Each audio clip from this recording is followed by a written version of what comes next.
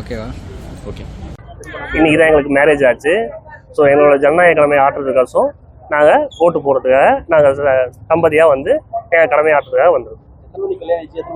காலையில் 7 to 9 கல்யாணம் ஆச்சு.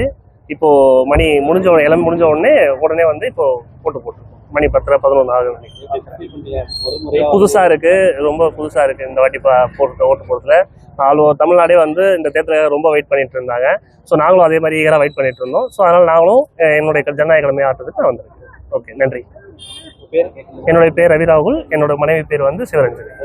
ஓகே. 234 234 தொகுதி. டேட்டும் வந்து பார்த்தீங்கன்னா 23/4.